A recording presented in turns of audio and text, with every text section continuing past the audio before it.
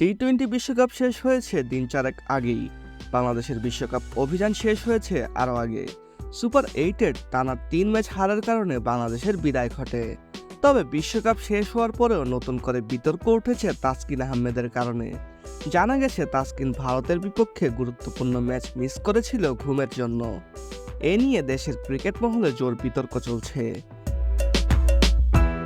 এই প্রসঙ্গে সাবেক অধিনায়ক সাকিব আল হাসান মুখ খুলেছেন।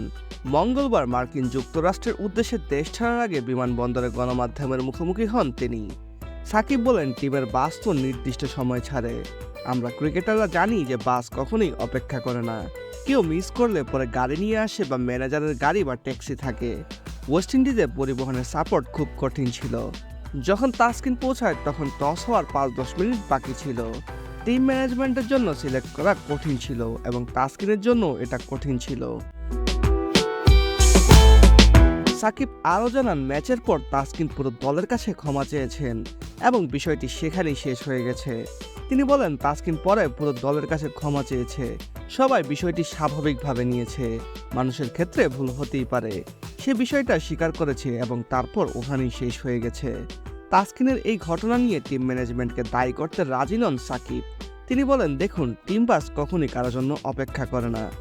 আমরা যখন এই লেভেল থেকে খেলে আসছি তখনও প্লেয়ার পেছনে দৌড়াচ্ছে আর বাস চলে যাচ্ছে।